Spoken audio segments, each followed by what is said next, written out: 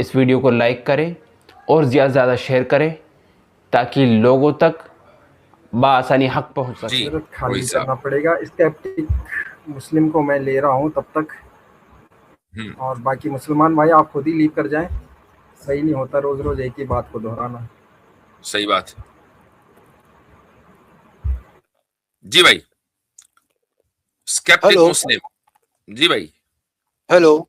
जी जी बोलिए। मुफ्ती साहब मेरा क्वेश्चन मुफ्ती साहब अल्लाह ताला की सिफात अदल के ताल्लुक से था जी। और जी मेरा सवाल ये था कि जो है जैसे कि आप सल्लल्लाहु अलैहि वसल्लम आखिरी नबी हैं, तो पूरी दुनिया के लिए नबी हैं। जितने भी इंसान दुनिया में आए हैं हर इंसान के लिए नबी हैं। लेकिन जिससे पहले जो नबी आए, जितने भी आप सल्लल्लाहु अलैहि वसल्लम से पहले नबी आए हैं, चाहे हजरत मूसा हो या कोई भी नबी हो, तो वो पूरी दुनिया के लिए नहीं था। तो मेरा सवाल ये है कि जैसे कि इस वक्त जो है दुनिया का किसी भी इलाके का किसी का कहीं का भी रहने वाला इंसान हो, उसको जरूरी है कि जो है वो आप सल्लल्लाहु अलैहि वसल्लम पे ईमान लाए अपनी नजात के लिए।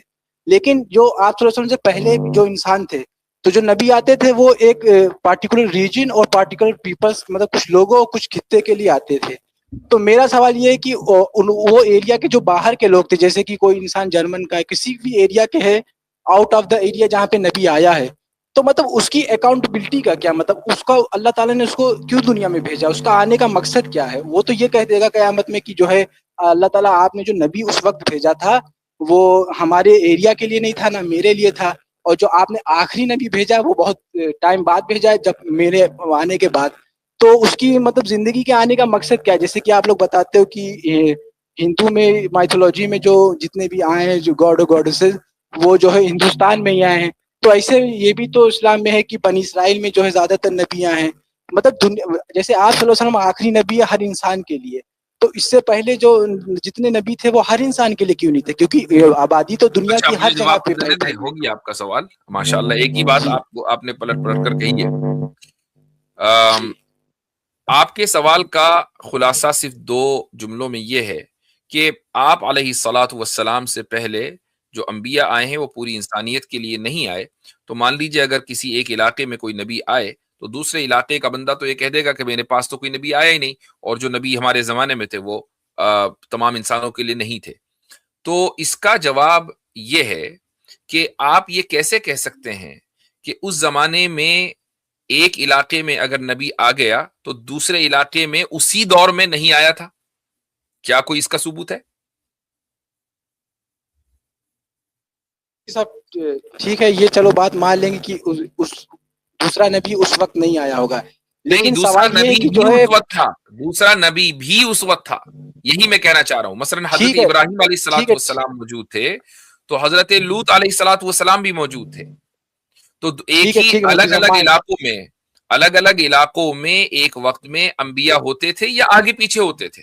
आगे पीछे का मतलब यह है कि मान लीजिए 40 साल पहले एक नबी आए और आज फिर एक नबी आ गए, फिर आज से 20 साल के बाद दूसरे नबी आ गए। तो इस तरीके से जरूरी नहीं कि एक ही वक्त में एक ही उम्र के नबी हो, यानी कोई भी इलाका नबी या नबी की तालीम से खाली नहीं रहता था।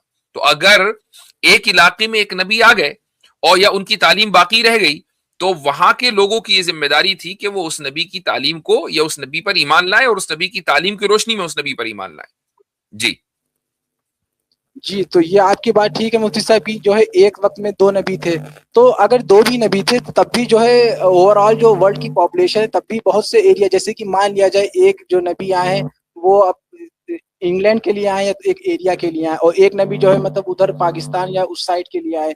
लेकिन उसके बावजूद भी काफी रीजन ऐसा वर्ल्ड का बाकी रह जाता है और काफी इंसान ऐसे रह जाते हैं जहाँ पे जो है वो वक्त के नबी नहीं थे। ये बात है ना, जैसे आप सल्लल्लाहु अलैहि वसल्लम नहीं। के लिए आप कहेंगे कि पूरी दुनिया के लिए, हम्म। और हाँ, और जो इस भाई, आप कह रहे हैं दो नबी आए थे। आपने ये तहकीक कर ली है क्या कि उस जमाने में बहुत सारे इलाके ऐसे थे जहां नबी नहीं आए? ये तहकीक आपने कर ली या हाँ सर, अंदाजन बता क्योंकि रहे जो हैं? है नहीं, अंदाजा पॉपुलेशन जो होगी वो आज के हिसाब से कम होगी, लेकिन पॉपुलेशन कम होगी ये मैं मानता हूँ, बट लेकिन होगी तो हर एरिया में, जैसे कि इंडिया की पॉपुलेशन के हिसाब से मैं उससे इनकार नहीं पॉपुलेशन कर रहा बहुत हूं कम मेरे होगी। भाई, सुनिए। मैं ये पूछ रहा हूं, मेरे सवाल आप नहीं समझते। मैं ये कह रहा हूं, आपने ये तहकीक कर ली है कि हजरत इब्राहिम या हजरत सुलेमान या हजरत दाऊद के जमाने में मसलन जर्मनी में या अमेरिका में कोई नबी नहीं आए थे? या आपने तहकीक कर ली है, फारिग हो गए हैं इस तहकीक से और साबित कर दिया कि नहीं, नबी मौजूद नहीं थे या उनकी तालीम मौजूद नहीं थी? या अंदाजे हैं? नबी अंदाजे मतलब यही सारे हैं कि जो है बहुत सी ऐसी जगह रह गई होंगी जहाँ पे जो है नबी रह गई होंगी का क्या मतलब? ये सवाल उस वक्त होगा जब आप ये कहेंगे कि नहीं, फला जगह ऐसी थी जहां ना नबी की तालीम कभी पहुंची। मुफ्ती साहब मैं कह रहा हूँ अगर एक वक्त में 3 नबी भी थे तब भी वो 3 नबी पूरी दुनिया के एरिया के तो कवर नहीं कर लेंगे ना। 300 नबी क्यों नहीं हो सकते? जब 1,40,000 या 1,20,000 और एक रिवायत में 2 लाख से ज्यादा अंबिया आए हैं तो एक वक्त में 3 क्यों मान रहे हैं? 300 क्यों नहीं मान सकते? 300 क्यों नहीं मान सकते? तो क्या मुफ्ती साहब ऐसा भी हो सकता है कि 300 भी एक टाइम पे प्रेजेंट हो नबी? बिल्कुल हो सकता है, 300 हो सकते हैं या 300 की तालीम प्रिजर्व हो सकती है। मैंने अब बार बार जो लफ्ज बोल रहा हूं वही बोल रहा हूं कि मान लीजिए आज से 20 साल पहले एक नबी आए तो उनकी तालीम आज भी बाकी है, फिर फला इलाके के अंदर किसी दूसरे इलाके में आज नबी आ गए, अब इनकी तालीम अगले 100 साल तक बाकी रहेगी। तीसरे इलाके के अंदर फिर 10 साल के बाद नबी आ गए, अब उनकी तालीम 200 साल तक बाकी रहेगी। तो इस तरीके से हर इलाके में या तो नबी रहे हैं या नबी की तालीम बाकी रही है। तो मुफ्ती साहब अगर आप सल्लल्लाहु अलैहि वसल्लम पूरी इंसानियत के लिए आखिरी नबी थे तो इससे पहले अंबिया जो है वो कुछ पार्टिकुलर रीजन और पीपल्स के लिए क्यों आए थे? मतलब उनको भी पूरी दुनिया के लिए आना चाहिए था ना फिर। क्यों किस बुनियाद पर, क्या उसूल है? क्योंकि उसूल ये है क्योंकि ये एक वो बिगड़ता दिख रहा है कि जो एक तो ये हो रहा है कि एक नबी आ रहे हैं वो कुछ एरिया के जितने नबी आ रहे हैं वो सीक्वेंस के साथ कुछ एरिया के लिए आ रहे हैं। नहीं, आपने कहा कि नहीं, जिस तरह आप सल्लल्लाहु अलैहि वसल्लम आखिरी रसूल है पूरी दुनिया के लिए तो पहले अंबिया को भी ऐसा ही होना चाहिए था। क्यों होना चाहिए था? वो उसूल बताइए। ये क्या जरूरी है कि दूसरे अंबिया भी तमाम इंसानियत के लिए? क्योंकि ये ऊपर वाला सीक्वेंस अपनी जो सीक्वेंस है वो चेंज नहीं कर सकता है ना कि एक बार तो वो मतलब एक एरिया के लिए भेज रहा है नबी, एक फिर लास्ट में जो नबी भेजा वो पूरी दुनिया के लिए भेज दिया। अच्छा, ये आपने कहा कि ऊपर वाला जो है वो सीक्वेंस नहीं बदल सकता। क्यों नहीं बदल सकता? इसकी दलील? ये दावे हैं, मैं दावे के ऊपर दलील मांगता हूँ, तो कोई भी आप दावा करें उसकी दलील दें। सीक्वेंस नहीं बदल सकता, क्यों नहीं बदल सकता? दलील ये है कि जैसे जितने नबी आए हैं तो एक कलमे का पैगाम लाए कि खुदा के सिवा कोई माबूद नहीं, तो ये सीक्वेंस खुदा नहीं बदल सकता। तो जिस तरीके से वो कलमा जो है जितने नबी लाए हैं वो नहीं बदल सकता, तो ये जो पैटर्न है नबी को भेजने का कि एक एरिया में, या तो फिर ये आखिरी नबी भी जो है कुछ एरिया के लिए होते और नबी और भी सब उनके साथ आए होते, या सारे नबी जितने आए वो एक ही होते और पूरी दुनिया के लिए होते। अच्छा, जिस तरीके से खुदा पहला कलिमा यानी अल्लाह के सिवा कोई माबूद नहीं है बदल नहीं सकता, ऐसे ही ये जो अंबिया भेजने की तरतीब है ये भी नहीं बदल सकता। सही? ऐसा ही है ना? जी जी। अच्छा जी। अच्छा, एक बात बताएं, अगर चलो मान लिया थोड़ी देर के लिए नबी करीम सल्लल्लाहु अलैहि वसल्लम पूरी दुनिया के लिए नबी न होते और आज भी रीजनल नबी होते, तो आपको क्या लगता है दुनिया कभी खत्म होनी चाहिए थी? कयामत अभी भी आएगी या नहीं आएगी? कयामत तो आएगी, इसमें साइंस कयामत भी आएगी। प्रूव करता तो ये है जो कयामत आना है ये सीक्वेंस का बदलना हुआ क्या नहीं? अच्छी खासी लाइफ चल रही थी, लोग हंसते खेलते जिंदगी गुजार रहे थे, एकदम कयामत आ गई। कयामत आना सीक्वेंस का बदलना हुआ कि नहीं हुआ? नहीं बदलना, क्योंकि सर मुफ्ती साहब कायनात कुछ नहीं से बनी थी तो कुछ नहीं से फिर वापस खत्म भी होगी। नहीं तो अच्छा, फिर कुछ नहीं से बनना भी तो सीक्वेंस की तब्दीली है। कुछ नहीं होता, बस कुछ नहीं रहता। तो सर हाँ जी, अब बोले।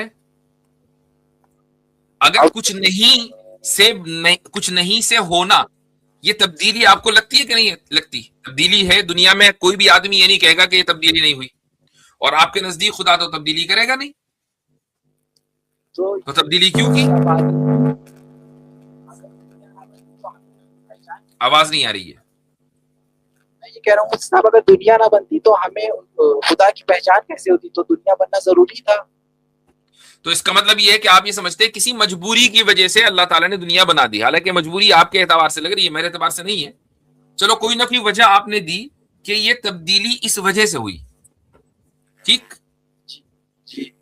तो क्या अंबिया के भेजने में जो सीक्वेंस था उसकी जो तब्दीली है वो भी किसी ना किसी वजह से अगर हो तो अब प्रॉब्लम है कोई? अंबिया को जो भेजने में तब्दीली है, फिर से बताइएगा। वो भी तो किसी न किसी वजह से हो सकती है। नहीं तो मेरा सवाल अच्छा, वहीं पे आता है ना मुफ्ती साहब। वहां कोई वजह नहीं है। वहाँ वहाँ मुफ्ती साहब, मैं ये बात वही कह रहा हूँ ना कि जो है ये अदल, जैसे मैंने सबसे पहले कहा था कि इसका अदल के ताल्लुक ताल्लुक अदल से से नहीं है, इसका ताल्लुक अल्लाह ताला की सिफत अदल से है ही नहीं। मैं ये पूछ रहा हूं कि आप एक तब्दीली को जो कि अदम से वजूद यानी नॉन एग्जिस्टेंस से एग्जिस्टेंस माना तब्दीली है, आप उसको ये कह रहे हैं कि ये इसलिए हुई चूंकि उसके पीछे एक वजह है। तो इसी तरीके से बहुत सारे अंबिया से एक नबी पर आना, ये तब्दीली भी किसी न किसी वजह से तो होगी ना। अगर कोई वजह आपको मालूम हो जाए तो मसला हल हो जाएगा। जी अच्छा, जी बिल्कुल ठीक। अब वो जो तब्दीली हुई वो इसलिए हुई कि नबी उस वक्त तक अगला नबी नहीं आता किसी खास इलाके में जब तक उस नबी की तालीम बाकी रहती। इससे पहले जो अंबिया अलैहिमुस्सलातु वस्सलाम आए, जिस जमाने में आए, तो एक मुल्क से दूसरे मुल्क में जो कम्युनिकेशन था वो उतना नहीं था। हम जिस दौर में रह रहे हैं आज से तकरीबन 1000 साल पहले से ये सिलसिला चला आ रहा है कि कम्युनिकेशन दिन ब दिन बड़ी तेजी के साथ एक इलाके से दूसरे इलाके में होता है। अच्छा, दूसरा ये कि नबी करीम सल्लल्लाहु अलैहि वसल्लम की तालीम इस दुनिया में आने के बाद बेआईन ही महफूज रही है, उसमें कोई तब्दीली नहीं हुई है। तो अगले जब वो तालीम हर जगह पहुंची या पहुंच रही है और उसमें कोई तब्दीली नहीं हुई है, वो बिल्कुल महफूज है, तो किसी भी नबी के आने की जरूरत नहीं है। इसलिए आप सल्लल्लाहु अलैहि वसल्लम की नबूवत पूरी इंसानियत के लिए है, चूंकि तालीम पूरी इंसानियत तक पहुंच रही है। हाँ, आप ये कह सकते हैं कि भाई वो जो स्टीव अलास्का की चोटी पर रह रहा था ना, वहां तक नहीं पहुंची, वो वैसे ही मर गया। वो जो जॉन साइबेरिया में रह रहा था, वहां तक तो आप सल्लल्लाहु अलैहि वसल्लम की नबूवत की तालीम पहुंची नहीं है, वो वैसे ही मर गया, उसका क्या होगा? तो उससे नबूवत के बारे में सवाल नहीं होगा, क्योंकि जब नबूवत के बारे में उसको इल्म नहीं हुआ तो सवाल भी उससे नबूवत के बारे में नहीं होगा, सवाल भी उससे रिसालत के बारे में नहीं होगा, उससे सवाल तौहीद के बारे में होगा, क्योंकि तौहीद तक वो अपनी अकल से पहुंच सकता है। अब बताएं इसमें अदल कैसे खत्म हुआ? मैंने यही मुफ्ती साहब सवाल जो है इनसे पूछा था, ये मुफ्ती अब्दुल्ला मिनार से, तो उन्होंने ये कहा, यही बात बताई थी कि जो आखिरी नबी जो आप मुझसे सवाल करें, वो मुफ्ती अब्दुल्ला मिनार साहब से आपने क्या किया था, वो उनकी स्ट्रीम है। अभी मेरी बात समझ में आ गई कि नहीं आ गई? जी, आप ये कह रहे हो कि पैगाम जिनके पास आप सल्लल्लाहु अलैहि वसल्लम का नहीं पहुंचा तो उनके लिए वो ठीक है, लेकिन आप सबसे पहले नबी आए थे, जैसे कि एक आवाज ही नहीं आ रही है। मैं ये कह रहा हूँ, एक नबी हजरत मूसा अलैहिस्सलाम को लेने वो बनी इसराइल के लिए हैं, ठीक है, लेकिन अब जो एक इंसान है वो अमेज़न के जंगल में वहां रह रहा है, तो अब उसके पास पैगाम जाएगा भी तो वो ये कहेगा कि मैं इस पैगाम को मानूंगा नहीं, क्योंकि जो ये नबी, अरे भाई, तो उसके पास हजरत मूसा का पैगाम क्यों जाएगा? वो अमेज़न के जंगल में जो रह रहा है, तो अमेज़न में भेजा जाएगा ना उसके पास नबी।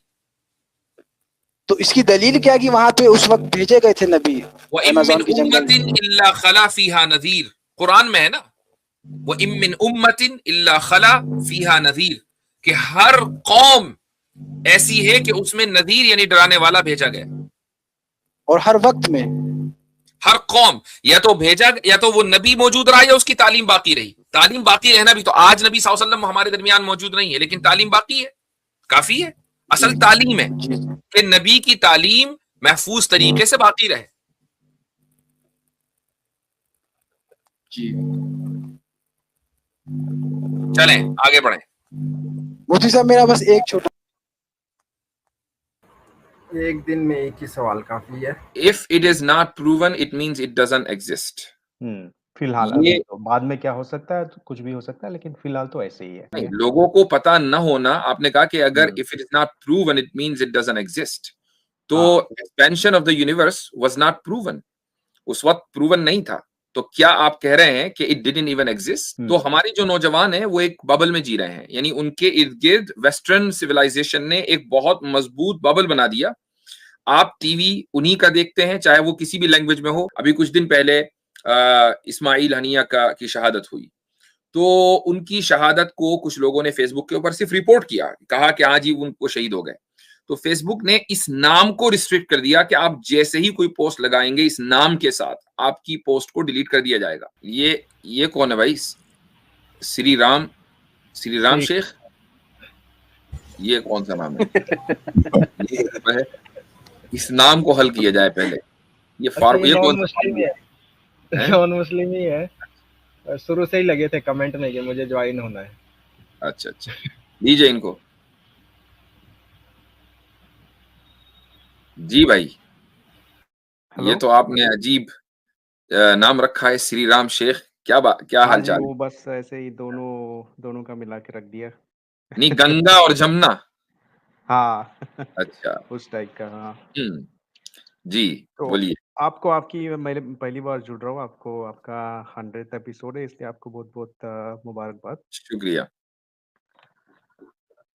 मेरा एक्चुअली मैं किसी बिलीफ को नहीं मानता हूँ। मैं एथियस्ट भी नहीं बोलता हूँ खुद को। तो okay. I am like completely neutral, I am nowhere. तो मेरे मेरे कुछ सवाल थे। नहीं, तो मैं आपने कहा आप किसी बिलीफ को नहीं मानते, यानी आप सनातनी नहीं हैं, आप मुसलमान नहीं हैं, आप सिख, जैन कुछ नहीं है और जी नहीं, एथीस्ट कुछ नहीं। हैं। नहीं। ये कैसे पॉसिबल है? अगर आप इसको किसी कैटेगरी में रखना चाहें तो आपके हिसाब से रख सकते हैं, लेकिन मैं तो नहीं मानता हूँ। नहीं, मेरे हिसाब से तो मैं नहीं रख सकता ना, मैं सामने वाले को कैसे हुँ, कैटेगराइज़ करूँ? सामने वाला खुद बताएगा ना अपना तारुफ। अब मसलन अगर कोई आदमी आकर ये कहे मुझसे, ये सिर्फ़ एग्ज़ाम्पल है कि ना तो मैं इंसान हूँ, ना मैं जानवर हूँ, ना मैं फरिश्ता हूँ, ना जिन हूँ। हुँ। तो अब हम उससे पूछेंगे, भाई ये क्या बात हुई? फिर कुछ ना कुछ तो हो तुम। ये तो पॉसिबल नहीं है।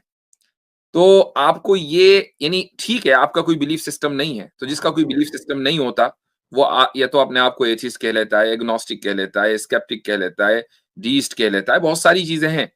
आपने ये भी इनकार कर दिया कि मैं एथिस्ट भी नहीं हूँ। तो हुँ। सवाल ये है कि ऊपर वाला, जिसको हम खुदा कहते हैं, खुदा है या नहीं है, उस ताल्लुक से आपका क्या नज़रिया है? तो अगर आप चाहें तो फिर मुझे एग्नोस्टिक या फिर स्केप्टिक की कैटेगरी में रख सकते हैं। ठीक है, नहीं लेकिन आप, मेरा मैं ऐसे नहीं कि चाहूँ हुँ। का मतलब नहीं है, आप खुद बताएँ कि कौन-सी कैटेगरी आपको सूट करती है? खुदा के ताल्लुक से चलें, अभी तय हो जाएगा, खुदा है या नहीं है? आप पूछ रहे हैं मुझसे? जी, वो मुझे पता नहीं, आई डोंट नो। ठीक है, आपको नहीं पता कि खुदा है या खुदा नहीं है, सही है। लेकिन जब तक ऐसे प्रैक्टिकली देखा जाए या फिर इन जनरल देखा जाए, if hmm. Something is not yet proven, it means it doesn't exist. If it is not proven, it means it doesn't exist. Hmm. फिलहाल ये अभी तो, बाद में क्या हो सकता है, तो कुछ भी हो सकता है, लेकिन फिलहाल तो ऐसे ही है। ये प्रिंसिपल, चलें इसी प्रिंसिपल पर बात कर लेते हैं। ये प्रिंसिपल तो गलत है कि अगर कोई चीज़ अभी तक प्रूव नहीं की जा सकी, तो वो एक्जिस्ट नहीं करती। ये प्रिंसिपल गलत है। क्या आपको लगता है कि आज से अगर हम 100 साल पहले चले जाएँ, हुँ। 1929 से पहले, एडविन हबल की टेलीस्कोप से पहले, जब ये डिस्कवर नहीं किया गया था कि यूनिवर्स एक्सपैंड कर रहा है, तो आपको क्या लगता है कि उस वक़्त यूनिवर्स एक्सपैंड नहीं कर रहा था? हम बोल सकते हैं, मतलब हो रहा था, लेकिन लोगों को पता नहीं था, तो लोग तो ये अज़्यूम करते करते थे कि नहीं नहीं, है। लोगों को पता न होना, आपने कहा कि अगर hmm. If it is not proven it means it doesn't exist. तो हाँ। Expansion of the universe was not proven, उस वक़्त प्रूवन नहीं था। तो क्या आप कह रहे हैं कि इट डिडन्ट इवन एक्जिस्ट? नहीं, वो हो रहा था, लेकिन असम्पशन तो ये था कि ये ऐसे, ये तो मतलब तो नहीं था आप उस उस। असम्पशन को यही तो कहेंगे ना कि लोगों की ये इग्नोरेंस थी। हाँ, बोल सकते हैं वैसे। साइंस या ठीक, टेक्नोलॉजी उतनी इवॉल्व नहीं हुई थी कि सही। तो थ्योरेटिकली या इसको फिर इक्विपमेंट यूज़ करके प्रूव बिल्कुल किया ठीक है, जाए। वो टेक्नोलॉजी या साइंस इतनी इवॉल्व नहीं हुई थी, लिहाज़ा लोगों में इग्नोरेंस थी। लेकिन आप ये नहीं कह सकते कि expansion of the universe exist नहीं करता था। इग्नोरेंस तो नहीं बोल सकते उस वक़्त, क्योंकि अगर टेलीस्कोप या फिर उस टाइप की टेक्नोलॉजी नहीं थी वो टाइम पे, तो ऐसे हुँ। नहीं था कि वो अवेलेबल थी और लोग जानबूझ के उसको इग्नोर कर रहे थे, ऐसे नहीं बोल सकते हम लोग। इग्नोरेंस का लोग मतलब उतने। जानबूझकर इग्नोर करना नहीं होता मेरे भाई। इग्नोरेंस का मतलब बस इग्नोरेंस है कि पता नहीं, हाँ। जिसको हम, यानी लोगों को पता नहीं था, उसी को आप हुँ। इंग्लिश में इग्नोरेंस कहते हैं, ठीक है? तो ऐसे ही इसका मतलब ये हुआ कि ये जो उसूल है, ये जो प्रिंसिपल आपने दिया, ये प्रिंसिपल कंसिस्टेंट नहीं है। ये गलत है कि अगर लोगों को पता नहीं है, तो वो चीज़ एक्जिस्ट नहीं करती। मतलब सेम जैसा एलियन, अगर आप पूछेंगे कि अभी एलियन है या नहीं, हुँ, पॉसिबिलिटीज़ है, क्योंकि इतना बड़ा सोलर सिस्टम और यूनिवर्स है, इतनी सारी गैलेक्सीज़ है, सोलर सिस्टम्स होंगे, ठीक? हाँ। पॉसिबिलिटी तो ये बोलती है कि there is probability of somewhere the life form exist, लेकिन अब तक मिला नहीं है। तो अगर पूछा जाए कि L does do aliens exist? तो अभी तो हम बोलेंगे नहीं। नहीं, आप कभी तो आप कहते हैं कि पॉसिबिलिटी है, प्रोबेबिलिटी, पॉसिबिलिटी से ऊपर आप प्रोबेबिलिटी पे चले गए कि प्रोबेबिलिटी भी है, फिर हाँ, कह रहे हैं कि नहीं है। क्योंकि मिला नहीं ना अब तक। नहीं, आप ये जवाब नहीं देंगे, आप जवाब ये देंगे कि हो सकता है कि हो सकता है ना हो। हाँ, आप हो ये नहीं सकता है, देंगे कि मोस्टली हो नहीं है। सकता है, मोस्टली हो सकता है। ठीक है। तो देखें, ये जो आपका आर्गुमेंट या जो प्रिंसिपल है, इसके अंदर ये बुनियादी तौर पर प्रॉब्लम है। चूँकि मसलन अगर आप किसी एक ऐसे मुल्क में हैं कि जहाँ इंटरनेट नहीं है, टीवी नहीं है या मालूमात बहुत कंट्रोल्ड है। इमेजिन करें कि आप नॉर्थ कोरिया में हैं, जहाँ सिर्फ स्टेट टीवी है और आपको सिर्फ ये बताया जाता है, जो किंग जॉन उंग चाहता है, वो आपको बताया जाता है। अब आपको नहीं पता कि अमेरिका नाम की भी कोई चीज़ है, या हो सकता है कि आपको पता हो लेकिन ये नहीं पता कि अमेरिका में लोग किस तरह रहते हैं, क्या खाते हैं, क्या पीते हैं, कैसा मुल्क है। और आपको मसलन कनाडा का आपने कभी नाम नहीं सुना, तो क्या कनाडा एग्जिस्ट नहीं करता नॉर्थ कोरियंस के लिए? ऑफ कोर्स कनाडा एग्जिस्ट करता है, ये उनकी इग्नोरेंस है कि उनको नहीं पता। ऐसे ही खुदा के बारे में कहा जा सकता है कि आपको नहीं पता, इसका मतलब इसको ये है कि ये आपकी इग्नोरेंस हुई ना, उससे सॉरी, ये इसको कैसे जो साबित हो गया कि खुदा मौजूद नहीं है? आपने आपने नॉर्थ कोरिया का एग्जांपल दिया, उसको इग्नोरेंस नहीं बोल सकते हम लोग। वो बोल सकते हैं वो रेस्ट्रिक्टेड है, उनके ऊपर बहुत सारी पाबंदियाँ या फिर रेस्ट्रिक्शंस है जिसके चलें, कारण अगर उनको चलें ठीक है, परमिशंस नहीं है एक्सप्लोर करने की। तो ठीक है, इग्नोरेंस नहीं बोल सकते। इग्नोरेंस ऐसे कि आप कुछ कर सकते हैं लेकिन वो जानबूझ के आप टाल रहे हैं या फिर इग्नोर कर रहे हैं। ठीक है। चलें हम इसी को लेते हैं, रिस्ट्रिक्शन। हम रिस्ट्रिक्शंस किस तरीके से आती है? रिस्ट्रिक्शंस आती है बाज़ मर्तबा हुकूमत या कोई गवर्नमेंट कोई कानून बना देती है, जैसे नॉर्थ कोरिया में ये कानून हाँ, बना दिया कि आप बाहर का टीवी चैनल, यूट्यूब, इंटरनेट ये कुछ नहीं देख सकते। अगर देखे गए, पकड़े गए तो आपको हुँ, जेल है। हाँ, और एक रिस्ट्रिक्शन इस तरह आती है कि आपका जो एनवायरनमेंट है, वो इस तरीके से चेंज कर दिया गया कि आपको एहसास भी नहीं हुआ कि आप एक बबल में पहुंच गए। ये भी एक इस तरह की रिस्ट्रिक्शन है। हाँ, हो सकता है, हाँ। जी, तो गुज़िश्ता 100 साल से हम जिस दौर में जी रहे हैं, चाहे वो कॉलोनियल एरा हो या पोस्ट कॉलोनियल एरा, तो हुँ, हमारे जो नौजवान हैं, वो एक बबल में जी रहे हैं। यानी उनके इर्द-गिर्द वेस्टर्न सिविलाइज़ेशन ने एक बहुत मज़बूत बबल बना दिया। आप टीवी उन्हीं का देखते हैं, चाहे वो किसी भी लैंग्वेज में हो, वो हिंदी में हो कि तमिल में हो कि इंग्लिश में हो। मूवीज़ आप उन्हीं की देखते हैं, उन्हीं के आइडियोलॉजी के ऊपर देखते हैं। यूट्यूब के ऊपर जो चीज़ें आ रही हैं, सोशल मीडिया के ऊपर वही सब, मीडिया के ऊपर सब, हर चीज़ कंट्रोल्ड है। चाहे वो गवर्नमेंट कंट्रोल ना कर रही हो, लेकिन एक सिविलाइजेशन उसको कंट्रोल कर रही है। तो क्या आप इसको रिस्ट्रिक्शन मानेंगे? ये रेस्ट्रिक्शंस नहीं है मेरे ख्याल से, क्योंकि आपको फ्री माइंड दिया गया है। आप प्रूफ ढूँढ सकते हो, वो फिर उसका बहुत सारा डेटा अवेलेबल है, उसको साइंटिफिकली और जो आपका सेंस है उसके हिसाब से आप उसका कंपैरिज़न करके फिर कंक्लूजन पे जा सकते हो। मिसाल के तौर तो पर अगर आप मैं अगर फेसबुक के ऊपर हुँ, एलजीबीटी के खिलाफ कोई सबूत दूं और ये कहूं कि ये लोग जो हैं, इनमें एक मेंटल डिसऑर्डर होता है, ये नेचुरल बिहेवियर नहीं है, आपको क्या लगता है कि फेसबुक मेरी वो पोस्ट डिलीट करेगा या बाकी रखेगा? वो मुझे पता नहीं, फेसबुक मैं यूज़ नहीं करता। चले, मैं यूज करता हूं तो मैं बताता हूं कि फेसबुक, इंस्टाग्राम फौरी तौर पर उसको डिलीट कर देगा। यूट्यूब के ऊपर अगर मैंने ये कह दिया, तो हो सकता है कि कुछ लोग रिपोर्ट करें और मेरी वीडियो को डिलीट कर दिया जाए, मेरे चैनल को बैन कर दिया जाए। ठीक है? तो इसका मतलब तो ये हुआ ना कि जो मालूमात है, इंफॉर्मेशन है, वो बहुत रिस्ट्रिक्टेड है। आप दूसरी साइड तो दिखा ही नहीं सकते। आपने कभी सोचा है कि आप दुनिया की किसी भी यूनिवर्सिटी में जाएं और एवोल्यूशन यानी एवोल्यूशन है बायोलॉजिकल, उसके खिलाफ आप जरा रिसर्च करके दिखाएं। क्या आप रिसर्च कर लेंगे डार्विन एंड एवोल्यूशन के खिलाफ यूनिवर्सिटी में? हाँ, रिसर्च कर सकते हैं, हाँ। नहीं कर सकते हैं। रिसर्च करके हम लोग पेपर नहीं सबमिट कर कर सकते सकते हैं, हैं, साइंस जर्नल नहीं या कर फिर जो सकते भी है। भाई, आपका प्रपोजल ही एक्सेप्ट नहीं होगा। रिसर्च करने का एक पूरा तरीका होता है।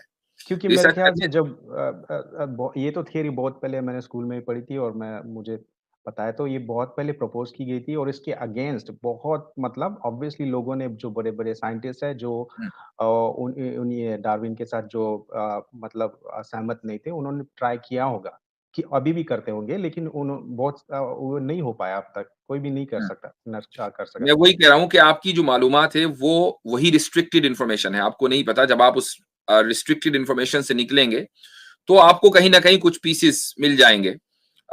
तो चंद साइंटिस्ट ऐसे ज़रूर हैं, लेकिन ये वो साइंटिस्ट हैं कि जिन्होंने अपने करियर का की कोई परवाह नहीं की। उनको फ़ोर्स किया गया, यूनिवर्सिटियों से निकाला गया और उनकी जॉब्स गईं, लेकिन वो अपने उस नज़रिए पर खड़े रहे। क्यों? क्योंकि वो डार्विन एंड एवोल्यूशन के खिलाफ बोल रहे थे। माइकल बी ही एक बड़ा नाम है, इस ताल्लुक से कभी सर्च करें तो मिल जाएगा। पॉइंट ये है कि जब आप यूनिवर्सिटी में कोई रिसर्च करते हैं तो पीएचडी लेवल के ऊपर जाकर, तो पहले आप अपना टॉपिक मुंतखब करते हैं। टॉपिक तय करने के बाद फिर आप उसको उसका प्रपोजल देते हैं, प्रपोजल पर वो डिफेंड करते हैं। उसके बाद फिर आप रिसर्च करते हैं, फिर वाइवा होता है। तो आप जब टॉपिक आप देंगे ना अपने प्रोफेसर को, और मान लीजिए आपने प्रपोजल दे भी दिया, तो जो आपका डिपार्टमेंट है वो उसको डिफेंस के लिए आगे बढ़ने ही नहीं देगा। ये पूरी दुनिया की यूनिवर्सिटियों का हाल है, अनलेस ये कि कोई बहुत ही कंजर्वेटिव मुल्क हो, ओके, और खालिस मजहबी मुल्क हो, तो बात अलग है। लेकिन अगर आप वेस्ट में आ जाएं तो यहाँ तो पॉसिबल ही नहीं है, आपको फंडिंग ही नहीं होगी। चूंकि यहाँ यूनिवर्सिटियों में पीएचडी लेवल पर फंडिंग होती है गवर्नमेंट की तरफ से, आपको फंडिंग ही नहीं मिलेगी, नहीं, पॉसिबल ही मेरे नहीं। ख्याल से आप मतलब बहुत कुछ एक्सेप्शनल एग्जांपल देख के बोल रहे होंगे, लेकिन मेरे ख्याल से ऐसे नहीं होगा। मैं खुद मेरे इधर भाई इट्स रहता नॉट हूँ, एक्सेप्शनल, मैं आई इंडिया कैन में गिव यू नहीं रहता हूँ। एग्जांपल्स कि किस तरीके से लेबोरेटरीज के जो फंड्स होते हैं वो बंद हो जाते हैं जब आप उनके जो तौर तरीके, जो मतलब जिनको आप टैबूज बोलते हैं ना, मतलब उस सेंस में। तो वहाँ मिसाल के तौर पे I can give you hundreds of examples की कन्वर्जन थेरेपी, होमोसेक्सुअलिटी के जेनेटिक इशू पे जब लोगों ने आउट ऑफ द बॉक्स जाकर रिसर्च करने की कोशिश की है, they have been cancelled by the scientific academia. क्यों? Because they have political biases. तो ये तो सीधी सी बात है, ये इसमें तो बहुत से रिसर्च पेपर्स मैं आपको दे दूंगा। हाँ, ये जी हाँ, लेकिन कोई कंट्रीज में हुआ होगा कोई एक्सेप्शनली, नहीं, ये पूरे हर जगह वेस्टर्न जाए एटमॉस्फेयर रिसर्च की में होता होगा। मिसाल है ये। सिर्फ ऐसा नहीं कि कोई के, पूरा वेस्टर्न एटमॉस्फेयर इसी के ऊपर खड़ा हुआ है, ठीक है। अनलेस ये कि अगर आप कोई बहुत मजबूत रिलीजियस कंट्री हो तो बात अलग है, मतलब आप सऊदी अरब में काम करेंगे, हो सकता है कि सऊदी अरब में कर लें अभी, लेकिन जाहिर है कि इसीलिए दुनिया सऊदी अरब को ये कहती है कि ये एक्सट्रीमिस्ट लोग हैं। क्यों? इसलिए कि वो आउट ऑफ द बॉक्स जाकर बहुत सी चीजें करते हैं। तो इससे साबित ये हुआ कि आप खुद एक रिस्ट्रिक्टेड एनवायरनमेंट में जी रहे हैं। उसकी ताजा तरीन मिसाल बताता हूं मैं आपको। अभी कुछ दिन पहले इस्माइल हनिया की शहादत हुई, तो उनकी शहादत को कुछ लोगों ने फेसबुक के ऊपर सिर्फ रिपोर्ट किया, कहा कि हाँ जी उनको शहीद हो गए। तो फेसबुक ने इस नाम को रिस्ट्रिक्ट कर दिया कि आप जैसे ही कोई पोस्ट लगाएंगे इस नाम के साथ, आपकी पोस्ट को डिलीट कर दिया जाएगा। तो क्या ये रिस्ट्रिक्शन नहीं है? तो रिस्ट्रिक्शन सिर्फ हुकूमत की तरफ से नहीं आता, रिस्ट्रिक्शन एनवायरनमेंट भी क्रिएट करता है, पूरी कम्युनिटी मिलकर, एक सिविलाइजेशन मिलकर क्रिएट करती है। आपके पास जो इंफॉर्मेशन है वो रिस्ट्रिक्टेड इंफॉर्मेशन है, यही वजह है कि आप उससे बाहर नहीं निकल पाए और आपने रिलीजन को डिनाउंस कर दिया कि मैं रिलीजियस हूं ही नहीं।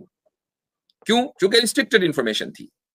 अगर आपके पास अनरिस्ट्रिक्टेड और अनबायस इंफॉर्मेशन होती तो हो सकता है कि आज आपका वो अप्रोच ना होता जो है। आप ये कुछ मतलब ऐसे ये मुझे, मैं पर्सनली तो ऐसे सेंस नहीं बन रहा कि एवरीथिंग इज रेस्ट्रिक्टेड। आपको मतलब कुछ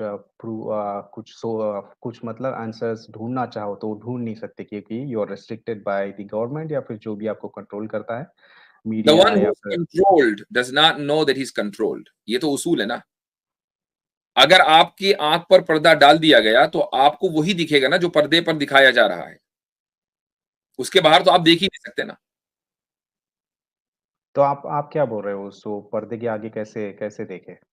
हाँ, जब आपको ये एहसास हो जाएगा ना कि पर्दा है, तो पर्दे के आगे फिर दिखना शुरू हो जाएगा। अभी आपको ये एहसास नहीं है, अभी आप ये कह रहे हैं मैं तो कंट्रोल्ड ही नहीं हूं, लेकिन जबकि आप बहुत ज्यादा कंट्रोल्ड, ठीक है।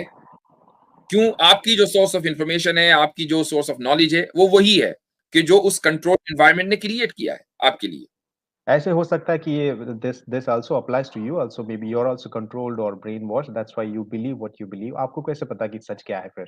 हाँ, हाउ कैन यू प्रूव? ये आपने सही सवाल किया, लेकिन उसका जवाब आपको दे देता हूं। देखिए, जवाब ये है कि हम इस वक्त अगेंस्ट ऑल द ऑड्स जाकर बात कर रहे हैं। पूरी जो वेस्टर्न एटमॉस्फेयर है, वेस्टर्न सिविलाइजेशन, वो वेस्टर्न सिविलाइजेशन सिर्फ वेस्ट में नहीं है, सिर्फ अमेरिका इंग्लैंड में नहीं है, वो आपके गांव और कस्बे में भी है, ठीक है। चूंकि जो करिकुलम है दुनिया का, कॉलेज का, स्कूल का, जो भी है, वो सब वही है जो वेस्टर्न एकेडमिया से इंस्पायर्ड है। हम उसके मुखालिफ जाकर बात करते हैं। आप मतलब वेस्टर्न, आपका मतलब ये जो साइंस पढ़ाई जाती अगेंस्ट है वो ऑल सब द वेस्टर्न ऑड्स, इन्फ्लुएंस्ड है? अगेंस्ट ऑल दी ऑड्स जाकर आप बात करें तो इसका मतलब ये है कि आप उस कंट्रोल्ड एनवायरनमेंट के खिलाफ बात कर रहे हैं, और वो हमेशा वो लोग माइनॉरिटी में होते हैं। आपको इसकी एक मिसाल देता हूं। मिसाल ये है कि ये जो जब फ्रीडम फाइट चल रही थी इंडिया में, तो कितने लोग फ्रीडम फाइटर्स थे? बहुत कम लोग, पूरा इंडिया, पूरी पॉपुलेशन तो फ्रीडम फाइट में शामिल पूरे नहीं थी। नहीं हो सकते ना, चंद हर ही कोई हर लोग काम थे नहीं ना, कर सकता है। एग्जैक्टली, चंद ही लोग थे। ये वो लोग थे कि जिनको एहसास था कि हमें गुलाम बना लिया गया। क्या अंग्रेज आसानी के साथ कब्जा कर सकता था कि अगर इंडियन अंग्रेज का साथ न देते? उन्होंने साथ दिया। फौज में तो सारे इंडियन ही थे ना, वो तो ऊपर की रैंक में सारे अंग्रेज होते थे। वो तो तो जबरदस्ती भरे हुए थे कुछ, हाँ, उन्होंने जो भी रेस्ट्रिक्ट था, किया होगा उसका उसमें मतलब उन्हें, ये हाँ। कि वो कुछ लोग थे कि जिन्होंने कहा कि नहीं, हम इस कंट्रोल्ड एनवायरनमेंट में नहीं जिएंगे। वो खड़े हो गए और अंग्रेज के खिलाफ लड़ने लगे। तो इसका मतलब ये हुआ कि जो अगेंस्ट ऑल दी ऑड्स जाकर बात करता है, वो कंट्रोल्ड एनवायरनमेंट में नहीं है। जो उस एनवायरनमेंट को सपोर्ट करता है, वो कंट्रोल्ड एनवायरनमेंट में। आप सपोर्ट कर रहे हैं, मैं उसके खिलाफ जाकर बात कर रहा हूं, और हम माइनॉरिटी में, आप मेजोरिटी में हैं। मैं कैसे मेजोरिटी में आ गया? इसकी मैं बताता हूं, क्या मुसलमानों में भी सब क्या वो बात कर रहे हैं जो हम कर रहे हैं? नहीं कर रहे हैं। जिस तरीके से हम इस्लाम का मुकदमा पेश करते हैं, 99% मुसलमान नहीं करते हैं। हम तो अपने आप को 1% मानते हैं मुसलमानों में।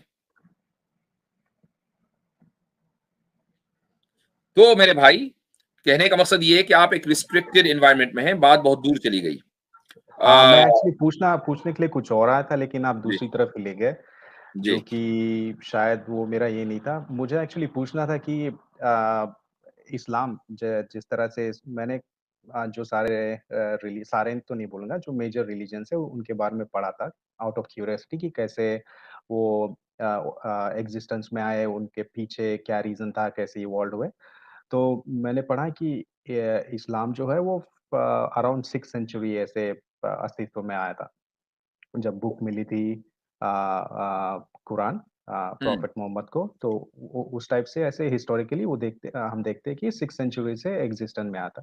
तो मेरा क्वेश्चन ये है कि 6th सेंचुरी से पहले तो बहुत सारे जो बिलीव्स थे वो एग्जिस्टेंस में थे, जैसे कि हिंदुइज्म, बुद्धिज्म, जैनिज्म, और उससे पहले भारत के बाहर भी बहुत सारे बिलीव्स थे एग्जिस्ट। तो इतनी देर क्यों होगी, मतलब रीजन क्या है कि 6th सेंचुरी में ये हुआ? रीजन वही मेरे भाई, रिस्ट्रिक्टेड एनवायरनमेंट है जिसमें आप जी रहे हैं।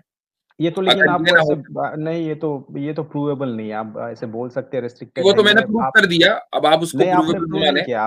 मैं आप जवाब तो दे बोल रहे दूं? हैं कि मेरे मैं ख्याल जवाब से। दे दूं ये आपको? जवाब सुन लीजिए, एक हाँ, मिनट आप। बोलिए। हाँ जवाब जी। दे देता हूँ। हाँ। देखिए, आपका ये सवाल दरअसल सोशल मीडिया का भी नहीं, सिर्फ व्हाट्सएप का सवाल है, जो आपको व्हाट्सएप से बताया गया कि भाई इस्लाम जो है वो तो 1400 साल पहले आया, जी, मैं व्हाट्सएप 600 यूज नहीं AD। करता हूँ। व्हाट्सएप ही इंफॉर्मेशन के लिए, व्हाट्सएप यूज करना कोई जरूरी नहीं है। तो ये कहना कि इस्लाम 600 AD में आया, ये दलील है इस बात की कि आपकी जो सोर्स ऑफ इंफॉर्मेशन है वो बहुत लिमिटेड एंड रिस्ट्रिक्टेड है। हमने कभी ये नहीं कहा कि इस्लाम 1400 साल पहले आया। हम ये कहते हैं कि शरीयत, और ये अलग बात है कि शरीयत के लिए बाज मर्तबा इस्लाम का लफ्ज कुछ लोग बोल देते हैं, लेकिन असल का मकसद क्या है कि कुरान और शरीयत 1400 साल पहले आई। इस्लाम तो पहले दिन से इस दुनिया में है। जिस दिन हजरत आदम अलैहिस्सलाम इस दुनिया में तशरीफ लाए, इस्लाम साथ में आया। चूंकि इस्लाम के माना क्या है? इस्लाम के माने submission to the will of God. तो आपको क्या लगता है कि मोहम्मद सल्लल्लाहु अलैहि वसल्लम से पहले लोग खुदा की मर्जी के मुताबिक नहीं चला करते थे? हम तो खुद कहते हैं कि मोहम्मद सल्लल्लाहु अलैहि वसल्लम से पहले जो पैगंबर थे, उनमें हजरत ईसा हैं, हजरत मूसा हैं, हजरत इब्राहिम हैं, हजरत इस्माइल हैं, हजरत नूह हैं, और हजरत शीस हैं, और बहुत सारे पैगंबर हैं। ये सारे के सारे खुदा की मर्जी के मुताबिक अपनी जिंदगी गुजार कर गए। सारे के सारे मुसलमान थे, क्योंकि मुसलमान कहते ही उसको हैं जो खुदा की मर्जी के मुताबिक चले। तो हमारा ये दावा कहाँ है कि 1400 साल पहले इस्लाम आया है? ठीक है, आप लेकिन आप ये सब बताएं, ये बाहर वेरीफाइबल नहीं है जो इंडिया में या फिर यूरोप में जाए, स्कैंडिनेविया वगैरह में, तो वहां ओके, पे क्यों नहीं मिलता तो है वेरीफाई स्क्रिप्चर्स कैसे वगैरह? करते हैं?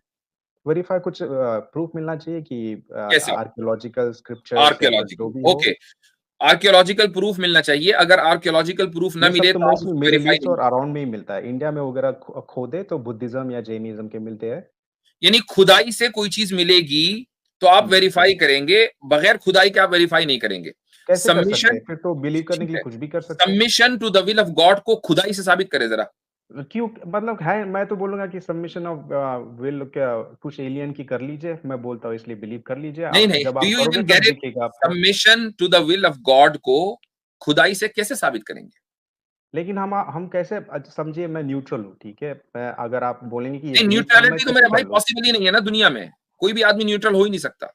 Neutral as an I don't believe in any religion, उस हिसाब से न्यूट्रल बोल रहा हूँ मैं। हाँ, मुझे तो मालूम उसमें है आप कि आपका रिलीजन क्या गॉड है। भी बोल व्हाट आई एम सकते हैं, ट्राइंग टू क्योंकि से गॉड का कि एग्जिस्टेंस प्रूव सबमिशन नहीं टू हुआ द विल है। ऑफ गॉड को खुदाई से कैसे साबित करेंगे, जरा इसको साबित करें।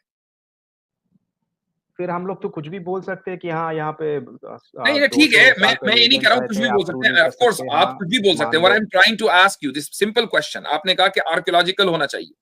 आर्कियोलॉजिकली आप साबित करें कि submission to the will of God 1400 साल पहले हो रहा था या नहीं हो रहा था, आर्कियोलॉजिकली साबित करना है। ये तो इमेजिनेशन हो गया, submission to the will of God, it's not, you can not, it's not tangible, right? तो आप एग्जैक्टली मतलब ये तो एग्जैक्टली, जो बिलीफ है, बिलीफ बिलीफ होता है कैसे वो प्रूव कर टेंजिबल सकते नहीं हैं? होता। दैट्स व्हाट आई एम तो ट्राइंग टू से। बिलीफ कैसे, बिलीफ बिलीफ तो कुछ टेंजिबल भी नहीं हो होता सकता है है, सर। और इस्लाम बिलीफ का नाम है, प्रैक्टिस तो बाद में आती है। बिलीफ का सारे मतलब ये रिलीजन्स भी यही खुदा बोलते एक हैं सर, है, फिर बिलीफ खुदा गॉड पे एक भी है बिलीफ या फिर और भगवान पे उसकी बिलीफ मर्जी ही के है। मुताबिक चलना है। ये एक बिलीफ है और ये कंटिन्यूअस बिलीफ है जो पहले दिन से आ रहा है। बीच में कुछ लोग इधर उधर भटक गए, जो लोग इधर उधर भटक गए, किसी ने बुत बना लिए, किसी ने टेंपल बना लिया, किसी ने कुछ कर लिया, उसके आर्कियोलॉजिकल सर्वे मिलेंगे। एक अनटेंजिबल को जैसे ही टेंजिबल मान लिया, आपको उसके आर्कियोलॉजिकल सबूत मिल जाएंगे, लेकिन अनटेंजिबल का कोई आर्कियोलॉजिकल आपको सबूत नहीं मिलेगा। यही तो मैं कह रहा हूं आपसे। लेकिन फिर मुफ्ती सर, इसका हम लोग कैसे मान ले कि इस्लाम बुद्धिज्म से या फिर हिंदुइज्म से या फिर क्रिश्चियनिटी से अलग है, क्योंकि एवरीथिंग इज उसकी मैं बेस्ड ऑन उसकी वजह बिलीफ, बताता हूं। चले आप हिंदुइज्म को ले लीजिए। आप हिंदुइज्म में इतना तो मानते हैं ना कि हिंदुइज्म में भगवान को, ईश्वर को निराकार माना गया है। हाँ बोलते हैं वैसे, हाँ। बोलते वैसे ही है, ठीक है। और हम्म। अचानक वो निराकार से होते हुए आकार भी बन गया। ये एक्चुअली हिंदुइज्म में फिक्स नहीं है, क्योंकि वो उसकी बहुत सारी ब्रांचेस है, कोई बोलते आई हैं नो ब्रह्मा आई की नो दैट। वो उत्पत्ति हुई फौरन या फिर उससे जैसे ही आप कुछ हिंदू कुछ हिंदू निराकार भी भाइयों बोल को सकते हैं, कॉर्नर करते हैं ना, कर तो वो सकते हैं, फौरन इधर उधर हिंदुइज्म बोल भागते हैं कि नहीं वो ब्रांच, ये ब्रांच, वो ब्रांच। असल क्या है, वेदों में आपकी किताबों में जो लिखा हुआ है वो ये कि उसका वो निराकार है। निराकार का मतलब ये है कि वो टेंजिबल नहीं है। उसके बाद वो फिर टेंजिबल बना किसी मौके पर जाकर। तो इमेजिन करें कि वेदों में, कि जिसको आप ये कहते हैं कि ये पहले दिन से है, वेद जब से भी इंसानियत है, जब से वेद है, वहां तो खुदा को निराकार माना गया, टेंजिबल माना नहीं माना गया। बाद में जाकर टेंजिबल माना गया ना। आपके पास आर्कियोलॉजिकल सर्वे अगर आपने कर भी लिया तो कितने हजार साल पहले आप जा सकते हैं। मिसाल के तौर पर आप तो साइंस में बिलीव करते हैं ना, तो आप हिस्ट्री में ज्यादा से ज्यादा आप 6, 7, 8,000, 10,000 साल तक जा सकते हैं। आपको नहीं, डायनासोर के सबूत मिले वो मिलियंस ऑफ इयर्स अगो है, जो वेरीफाइबल है, कार्बन डेटिंग वगैरह करके। Millions of years ago. हाँ, जी, कितने हाँ। मिलियंस ईयर्स जरा बताना। आई डोंट नॉट एग्जैक्टली, लेकिन नहीं, मैंने how many million years? You have to know. 63 homo million sapiens, years homo ago sapiens तो मैंने। दुनिया में 100,000 ईयर्स से हैं। मूर्तियां जो हैं वो मिलियंस ऑफ ईयर्स से हैं। मूर्तियां नहीं, मैं डायनासोर की बात कर रहा हूँ। ओ भाई, डायनासोर की बात नहीं हो रही है यहाँ पर। डायनासोर जो है वो सिविलाइजेशन नहीं है, मैं इंसानी सिविलाइजेशन की बात कर रहा हूँ कि आर्कियोलॉजिकली आप हिंदुइज्म को कहां तक ले जा सकते हैं, कितने साल तक ले जा सकते मैं हैं, बोलिए हिंदुइज्म की साइड नहीं ले रहा हूँ, मैं उसको भी नहीं मानता हूँ, क्योंकि that is also based on belief. वो बोलते भाई। हैं कि पहले बिलीव करो फिर आप जानोगे, आपने वो कहा तो दैट्स कि not a Hinduism, starting point. Jainism, Buddhism को आर्कियोलॉजिकली साबित किया जा सकता है इस्लाम से पहले, कहां तक ले जा सकते हैं आप?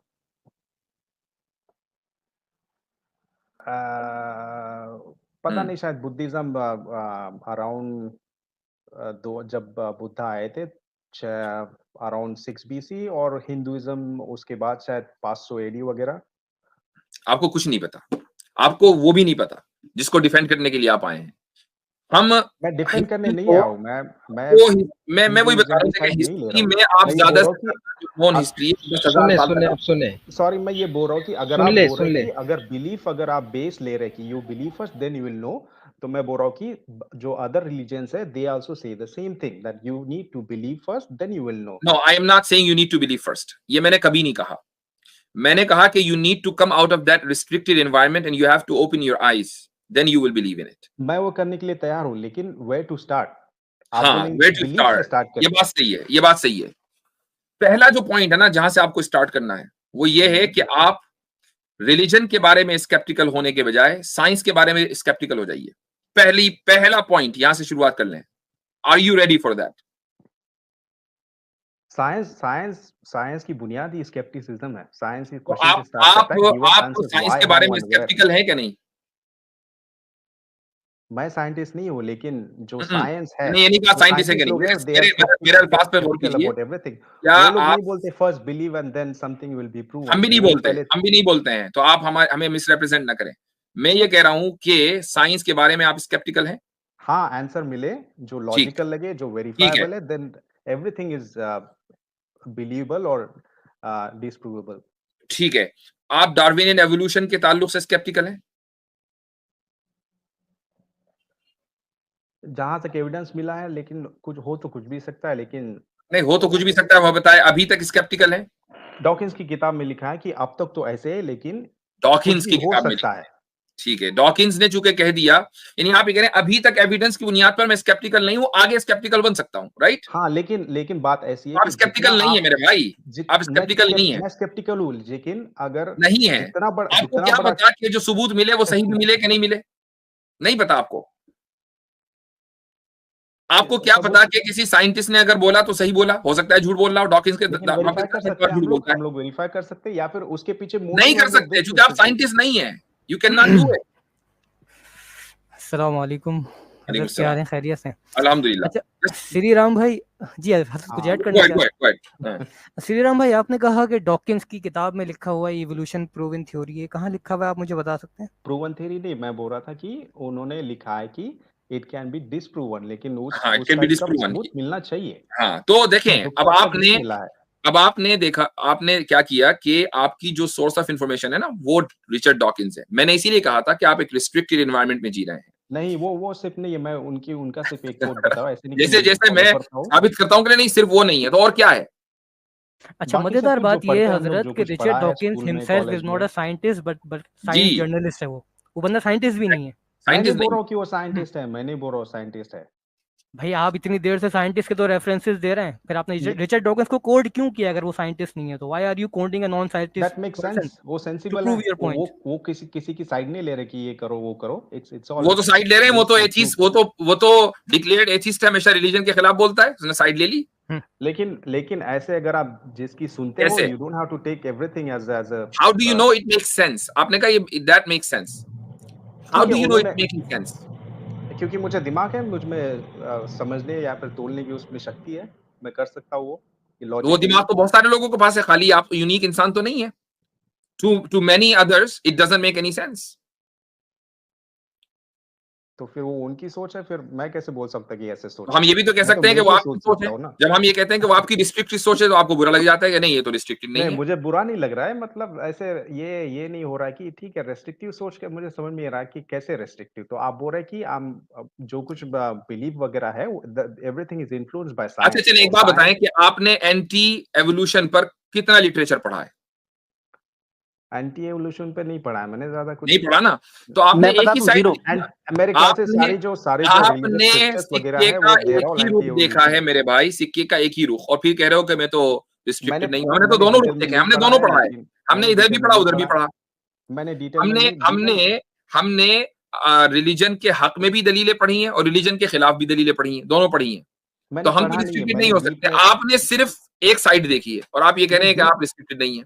सुनिए, मैंने डीप में नहीं पढ़ा है, लेकिन जहां तक जैसे श्रीराम साहब, मैं आपको एक काम करते हैं, क्योंकि बात ज्यादा भी होगी और मुझे लग रहा है कि मुफ्ती साहब ने बोला, जैसा कि मुफ्ती साहब ने बोला कि आपका जो थोड़ा सा नॉलेज है ना वो वन साइडेड है।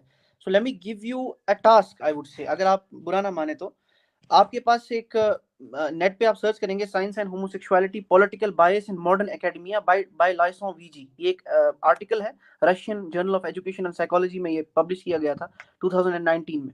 इसको जब आप एक बार पढ़ लेंगे ना, एंड आप चेक कर सकते हैं क्रॉस रेफरेंसेस जो इसमें दिए गए हैं, you will understand the reality की कितना बायस होता है जो साइंटिफिक रिव्यूज होते हैं, जो पेपर्स होते हैं, जर्नल्स होते हैं, इनमें कितना बायस होता है। एक बार इसको पढ़ें और उसके बाद you will change your perspective, I am sure about that. चलें ठीक है, अगले कॉलर को ले लीजिए, इनसे बात हो गई है। तो इस वीडियो को लाइक करें और ज़्यादा से ज़्यादा शेयर करें ताकि लोगों तक हक पहुंच सके। इन्नल कुरआन लनूर यतफज्जर फी जनबाती यरफउनी इंद मलीकिल खल्क़ लिअअला दरजात। इन्नल कुरआन लनूर यतफज्जर फी जनबाती यरफउनी इंद मलीकिल खल्क़ लिअअला दरजात।